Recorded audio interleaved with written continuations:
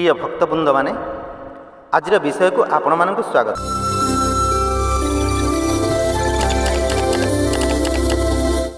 विशेष सूचना आज अनुचिंता को आपण मानक स्वागत। ओम नमो भगवते वासुदेवाय। प्रथमे आज अनुचिंता यही चारोटी भूल केबे भी करंतु नाही। एगुड़िक ठीक भाव में न कले कौन कौन असुविधा हुए आसतु जानिबा। दयाकरी स्त्री लोक माने एही चारोटी भूल केबे भी जीवन रे करंतु नाही, नचेत आपण भविष्यत रे संसार रे अलड़ा भली एकाकी रही जिवे। सेगुड़िक कौन कौन जानिया पूर्वरु जदि आपण पतिभक्ति और माँ दुर्गा भक्त होइथांती ताले आम चैनल टाकू सब्सक्राइब करी वीडियो को गोटाए लाइक कर दियंतु। तेबे आसंतु से भूल गुड़ाक कौन कौन जानिबा। स्वामी बाहर को गला बेले बा जीवा परे करंतु नाही एही चारोटी भूल। नंबर 1, स्वामी बाहर को जीवा परे घरे झाड़ू पोछा करंतु नाही। एहा करिबा द्वारा निज पाई अत्यंत अशुभ होइथाय। नंबर 2, स्वामी बाहर को जीवा परे सांगे सांगे देहरु गहना गांठी खोली दे रखंतु नाही। जीवार एक दिन पर खोली रखिपारे, कारण गहना स्वामीर मृत्यु पर ही सांगे सांगे खोला होता है। तेणु सांगे सांगे ए भूल करंतु नाही। देहरु गहना खोलंतु नाही, ता परदिन खोली रखिपारे। नंबर 3, स्वामी बाहर को जीवा परे सांगे सांगे नख काटंतु नाही। सांगे सांगे नख काटिबा द्वारा राहु मजबूतर सहित निजको ग्रास करिबारे सक्षम होइथाय, जार कि निस्तार न थाए एवं एमितिरे स्वामीर सौभाग्य दुर्भाग्य रे बदली जाइथाय। नंबर 4, स्वामी बाहर को जीवा परे सांगे सांगे निजर चुटी को खोलंतु नाही बा चुटी खोला करी रखंतु नाही। एहा करिबा द्वारा टंका पैसार अभाव होई निजको दारिद्रता ग्रास करिथाय। मोर माँ माने यही चारोटी जिनिस निश्चित रूपे मानतु। मु आपन को नमस्कार करी नेहुरा होई कहूछि, आपण याको निश्चित रूपे पालन करंतु। यह पालन कले आपणकर ओ आपणकर परिवारर निश्चित रूपे मंगल हेबो। आज्ञा आज साधुवाणी रे आपण मानकु गोटाए बढ़िया कहानी कहूछि, मन रखंतु। बढ़िया कहानी। दिने बाघटी आहार संग्रह रे जंगल रे बुलुथाए। हठात तार हाबुड़ रे गोटाए हाथी पड़गला। हाथी पड़ी, हाथी सहित बाघ लड़ी पार कि ना ठिकना ना। इे बाघ भोकिला। बाघ मन में भाविला, आज हाथीटी को मारिदेवी, मते केते दिन आहार हो किछि दिन पे आहार पाई याड़े सियाड़े बुलिया पड़ोनी। बाघ कला कौन ना, से हाथीटी को मारिया पाई चेष्टा कला। हेले कौन कर हाथी की मारिबा को हेले ता सहित तो लड़ाई करिया पड़िबो ना, युद्ध करिया पड़िबो ना। बाघ कौन कला ना, हाथी सहित लड़ाई कला। लड़ाई करी करी बाघ खंडिया खाबरा होई भारी जखम होगला एवं दुर्बल मध्य होगला। बाघ आउ हाथी सहित पारिलानी। हाथीटी मध्य अल्प जखम होई पळेगला, किंतु बाघटी दुर्बल होई घोसरी घोसरी जाई गोटाए नई पठारे पड़ी रहिला। जखम हो जाइछि, आउ तार चालिबाकू बल पाउनी। सी तो शिकार भी ठीक रे करि परिबनी, जो भली तार अवस्था होइछि। भाबिला एई घास बुदारे रहिथिबि, जी आसब ताको आहार करी। आ बाघ दिन को दिन एमती दुर्बल होबार लगे। दिनटे पर सही बाट दे गोटाए बिलुआ आहार संग्रह रे जाउथिला। देखिला बाघटी जखम होगी पड़ी। बिलुआटी भाविला मनरे, जाउची ए बाघटीर सेवा सुस्थ करी। बाघ जहा तो किसी गोटे मारी खाइब ना, जहा मारी खाइब मते भी तो टिके मिलिब ना। मोर सेइथिरु टिके हेगला आउ मु केणे आहार पाई एणे तेणे बुलिबी, याड़े सियाड़े आ बुलिबी। बाघ जहाँ मारी खाइब से मुझे खाईदेवी। आ जाऊँगी जीवी बाघ पाखक भाभी बिलुआ गला बाघ पाखक, कहला बाघ मामू नमस्कार। बाघ कहला नमस्कार नमस्कार, आस आस कह कुआड़े आसिलु। बिलुआ कहला कुआड़े आउ आसबि, देखिली तमें तो ये क्षताक्त अवस्था जखम हो पड़च, उठी पारुन, तुम सेवा करने आसिली। आ बाघ कहला कौन तू मोर सेवा करू? बिलुआ कहला हाँ। बाघ कहला अरे तू मोर सेवा कले कौन पाइबू? बिलुआ कहले नाई मामू ତମେ ଉଠି ପାରୁନ, ଜଖମ ହେଇଯାଇଛ, ତମକୁ ପାଣି ଟିକେ ଦେବାକୁ କେହି ନାହାନ୍ତି, ମୁଁ ତମର ସେବା କରିବି ମାମୁଁ, ତୁମେ ଭଲ ହେଲା ପର୍ଯ୍ୟନ୍ତ। ବାଘ ଭାବିଲା ହଁ ତ ଠିକ୍ କଥା, ମୁଁ ଉଠି ପାରୁନି। ବାଘ କହିଲା ହଁ ହଉ କରେ। ବିଲୁଆ ବାଘର ସେବା କରି କରି ବାଘର ସାଥିରେ ରହି ସିଏ ବି ନ ଖାଇ ଦୁର୍ବଳ ହେବାରେ ଲାଗିଲା। ବାଘ ବିଲୁଆକୁ କହିଲା ଆରେ ଭଣଜା, କୁଆଡ଼ୁ କ'ଣ ଖାଦ୍ୟ ଟିକେ ଯୋଗାଡ଼ କରେ, ଭୋକରେ ମୋର ପ୍ରାଣବାୟୁ ଉଡ଼ିଗଲା ଭଳି ଲାଗିଲାଣି। ବିଲୁଆ କହିଲେ ହଁ ସେଇଆ ମୋତେ ବି ସେମିତି ଲାଗିଲାଣି, ହେଲେ ମୁଁ କ'ଣ କରିବି ମାମୁଁ, ମୁଁ ତ ଯୁଆଡ଼େ ଗଲେ ମୋର ପାଖକୁ କେହି ଆସୁନାହାନ୍ତି, ତାପରେ ତମେ ହେଇଥିଲେ କୁଆଡ଼େ କ'ଣ ଡିଆଁ ଡେଇଁ କରି ମାରନ୍ତ, ହେଲେ ତମେ ତ ଉଠି ପାରୁନ। ବାଘ କହିଲା ନାଇଁରେ ଯାହାକୁ ହେଲେ ଗୋଟେ ଡାକିକି ଆଣେ, ଡାକିକି ମୋ ପାଖକୁ ଆଣେ, ମୁଁ ତାକୁ ପଞ୍ଜା ମାରିକି ଧରି ପକେଇବି। ମୋ ପାଖକୁ ଆଣି ଠିକେଇ ଦେ, ମୁଁ ତାକୁ ଧରି ନେବି, ଆଉ କିଛି ଅସୁବିଧା ହେବନି, ମୁଁ ତ ଉଠି ପାରୁନି ଦେଖୁଛୁ। ବିଲୁଆ କହିଲା ଆଚ୍ଛା ହଉ ରୁହ, ମୁଁ କୁଆଡ଼ୁ କ'ଣ କରେ। ସେଠୁ ବିଲୁଆ ବାଘ ପାଇଁ ଖାଦ୍ୟ ଅନ୍ୱେଷଣରେ ବାହାରିଲା। ଯାହାକୁ ପାଇବ ଗୋଟେ କୌଶଳ କରି ଆଣି ବାଘ ପାଖରେ ପହଞ୍ଚାଇବ ଆଉ। ବାଘ ପାଖରେ ପହଞ୍ଚିଲେ ବାଘ ପଞ୍ଝା ମାରିଦେଲେ ଅଟକିଲା ଆଉ, ତାପରେ ଆମର ପେଟ ଶାନ୍ତି ଆଉ। ଏଇଭଳି ବିଲୁଆର ଚିନ୍ତାଧାରା। ବିଲୁଆ ବାହାରି ପଡ଼ିଲା। କିଛି ବାଟ ଯାଉ ଯାଉ ଗୋଟାଏ ଗଧ ଚରୁଛି ସେ ପଡ଼ିଆରେ, ଘାସ ନାହିଁ, ଗୋଟିଏ ଘାସ ଅଛି, ସେଇଠି ଗଧ ଗୋଟାଏ ଘାସକୁ ଖୁଣ୍ଟି ଖୁଣ୍ଟି ଚରୁଛି। ବିଲୁଆ ଅନେଇଲା, ଗଧକୁ କହିଲା ଗଧ ଭାଇ। ଗଧେ ଅନେଇକି କହିଲା ହଁ। ବିଲୁଆ କହିଲା ଆରେ ତୁମେ ଏଠି କ'ଣ କରୁଛ? ଗଧ କହିଲା ଆରେ କ'ଣ କରିବି ଭାଇ, ଭୋକରେ ମୋର ଜ୍ଞାନ ହଜିଯାଉଛି। ବିଲୁଆ କହିଲା ଆରେ ତୋ ମାଲିକ ତୋତେ କ'ଣ ଖାଇବାକୁ ଦେଉନି? ଗଧ କହିଲା ନାଇଁ ମୋ ମାଲିକ ମୋ ପିଠିରେ ଗଣ୍ଠୁଲି ଗୁଣ୍ଠୁଲି ଲଦିକି ସବୁ ନେବ ଆଣିବ, ମୁଁ ସବୁ ବୋହିବି, ତାର ସବୁ ବୁହାବୁହି କାମ ସରିଲେ ମୋତେ ଏ ପଡ଼ିଆରେ ଛାଡ଼ି ଦେଉଛି ଚରିବା ପାଇଁ। ଦେଖୁନୁ ଏ ପଡ଼ିଆରେ ଆଉ ଗୋଟେ ବି ଘାସ ନାହିଁ, ମୁଁ କ'ଣ ଖାଇବି କହିଲୁ? ମୋ ମାଲିକ ଏତିକି ବି ଚିନ୍ତା କରୁନି ମନରେ, ଖାଇବାକୁ ନ ଦେଇ ଖାଲି ଖଟଉଛି, କାମ କରୁଛି ମୋତେ। ବିଲୁଆ ଗଧର କଥା ଶୁଣି କହିଲା ଗଧ ଭାଇ ଗୋଟେ କଥା କହିବି ମାନିବୁ? ଗଧ କହିଲା କ'ଣ କହିବୁ କହ, ପାରିବି ଯଦି ମାନିବି, ନ ପାରିଲେ ନାହିଁ ଆଉ କ'ଣ କହିବୁ କହ। ବିଲୁଆ କହିଲା ମୁଁ ବହୁତ ସମୟ ହେଲା ତୁମକୁ ଖୋଜି ଖୋଜି ଆସିଲି। ଗଧ କହିଲା କିରେ କାହିଁକି?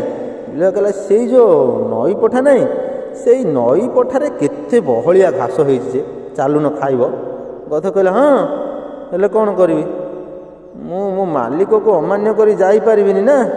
ନାଇଁ ମୁଁ ଯାଇପାରିବିନି, ନଈ ପଠା ଗୁଡ଼ାଏ ବାଟ ମୁଁ ଯାଇପାରିବିନି, ମୋ ମାଲିକ ଦେଖିଲେ ବାଡ଼େଇ ଆଣି ଏଇଠି ବାନ୍ଧିଦେବ, ପୁଣି ମୁଁ ଯିବିନି ବାପା, ତୁ ପଳେଇ ଯା।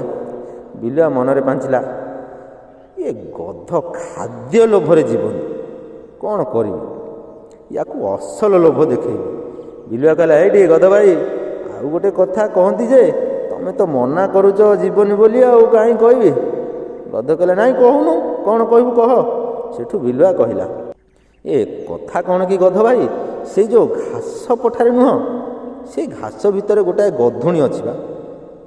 ତୁମେ କହିଲେ ବିଶ୍ୱାସ କରିବନି ଗଧ ଭାଇ, ସେ ଗଧୁଣୀଟି ଭାରି ସୁନ୍ଦରୀ, ସିଏ ସେଇ ଘାସ ଗୁଡ଼ାକୁ ଖାଇ ଭାରି ଚିକଣିଆ ହେଇଛି, ଭାରି ସୁନ୍ଦରିଆ ହେଇଛି ମ ଗଧ ଭାଇ। ଆଉ ଆଜି ମୁଁ ଆସିଲା ବେଳେ ତମରି କଥା କହିଲା। ଆରେ ବିଲୁଆ ଯଦି ସେଇ ଆଡ଼କୁ ଯାଉଛୁ ତାହେଲେ ତାଙ୍କୁ ଟିକେ ଡାକି ଆଣନ୍ତୁନି। ଗଧ କହିଲା ହଁ, କ'ଣ କହିଲା ସେ, ସତ ନା କ'ଣ? ବିଲୁଆ କହିଲା ମୁଁ କାହିଁକି ତୁମକୁ ମିଛ କହିବି, ସତରେ ପରା ଗଧୁଣୀଟି ତୁମକୁ ଅପେକ୍ଷା କରିଛି। ଭାଇ ଯଦି ତୁମେ ସତରେ ଯାଆନ୍ତେ ନା, ତମେ ତ ଭାଇ, ସିଏ ମୋ ଭାଉଜ ହୁଅନ୍ତା, ଭାରି ଭଲ ହୁଅନ୍ତା, ଗଲେ ହୁଅନ୍ତାନି। ଗଧ ଚାରିଆଡ଼କୁ ଅନେଇଲା, ଟିକେ ମନରେ ଭାବିଲା, କହିଲା ନାଇଁ ତୁ ଯେତେବେଳେ କହୁଛୁ ଯିବା, ଚାଲେ ଯିବା। ଯିଏ ଖାଦ୍ୟ ଲୋଭକୁ ଏଡ଼େଇ ଦେଇଥିଲା, ସେ ପ୍ରେମର ସ୍ୱାଦ ଲୋଭରେ ଗଧ ବାହାରି ପଡ଼ିଲା ଗଧୁଣୀ ପାଖକୁ ଯିବା ପାଇଁ, ମରଣ ମୁହଁ। ଗଧ ଚାଲିଲା ବିଲୁଆ ସାଙ୍ଗରେ। କିଛି ବାଟ ଗଲା ପରେ ଗଧ ପଚାରିଲା ଆଉ କେତେ ବାଟ କିରେ? ବିଲୁଆ କହିଲା ହେଇବା ପହଞ୍ଚିଗଲେ ତ, ଆଉ ବାଟ କାହିଁ, ଆଉ ଆସୁନ ମୋ ପଛେ ପଛେ ଆସ। ବିଲୁଆ ଗଧକୁ ନେଇ ଚାଲିଲା କେଉଁଠିକି? ଯେଉଁଠି ବାଘ ପଡ଼ିଛି। ବାଘ ତ ଲୁଚିକି ଅଛି ନା, ଇଏ ଗଧ କାହିଁକି ଜାଣିବ ଏଇଠି ବାଘ ଅଛି ବୋଲି। ବିଲୁଆ କ'ଣ କଲା, ବାଘ ଯେଉଁ ବାଟରେ ଅଛି ସେଇ ପଟ ଦେଇ ଗଧକୁ ନେଇଗଲା। ବାଘ ଖାଲି ତା ପାଖରେ ପହଞ୍ଚିବା ପାଇଁ ଅପେକ୍ଷା କରିଛି ଗଧକୁ। ଯେତେବେଳେ ଗଧ ପାଖରେ ପହଞ୍ଚିଲା, ବାଘ ଦେଖିଲା ଏଥର ପଞ୍ଜା ମାରିଦେଲେ ଗଧଟି ରହିଯିବ। ବାଘ କ'ଣ କଲା, ସାଙ୍ଗେ ସାଙ୍ଗେ ଗୋଡ଼ଟିକୁ ଥିରିକିନି ବାହାର କରି ପଞ୍ଜାଟିକୁ ମାରିଦେଲା। ଯେତେବେଳେ ପଞ୍ଜାଟିକୁ ମାରିଦେଲା, ସେ ଘାସ ବୁଦା ଭିତରେ ଗଧ ଚମକି ପଡ଼ିଲା।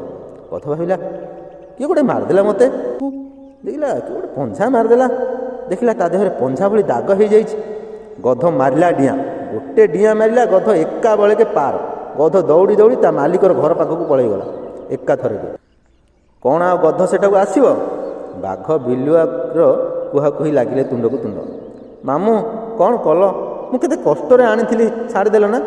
ବାଘ କହିଲା, ନାଇଁ ରେ, ମୁଁ କ'ଣ ଜାଣିଥିଲି ପଞ୍ଝାଟା ମୋର ଏତେ ହାଲୁକାରେ ବାଜିବ ବୋଲି? ମୁଁ ପଞ୍ଝାଟା ମାରିଲା ବେଳେ ତ ସିଏ ପଳେଇଗଲା, ଆଉ ଟିକେ ପାଖକୁ ଆସିଥିଲେ ହେଇଥାନ୍ତା। ବିଲୁଆ କହିଲା, ତମେ କାହିଁ ତରତର ହେଉଥିଲ କହିଲ? ତମେ କାହିଁ ତରତର ହେଇ ମାରୁଥିଲ? ଏବେ ଗଲା ନା, ଆଉ ଆସିବନି ତ?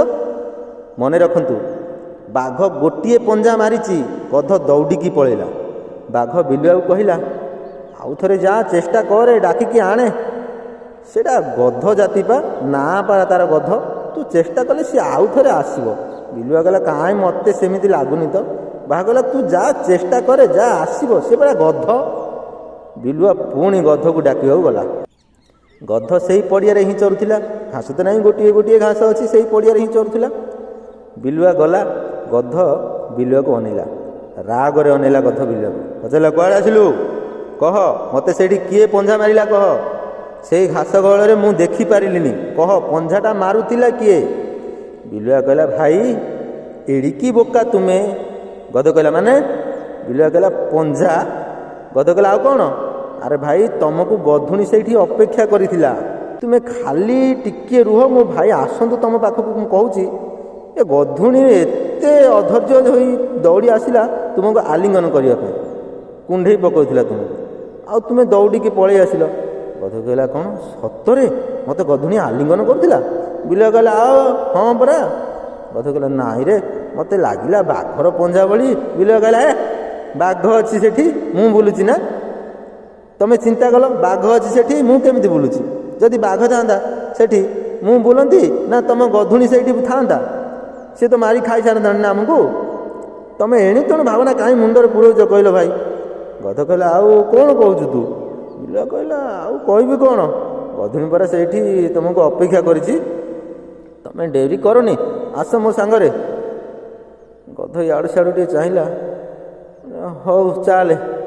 ଦେଖନ୍ତୁ ଆଜ୍ଞା, ଗଧ ଥରେ ମୃତ୍ୟୁ ମୁଖରୁ ବଞ୍ଚିଗଲା, ପ୍ରେମର ନିଶାଟା ଏଡ଼େ କଦର୍ଯ୍ୟ ଯେ ପୁଣି ଟାଣି ହେଇ ମୃତ୍ୟୁ ମୁଖକୁ ଆଉ ଥରେ ଗଲା।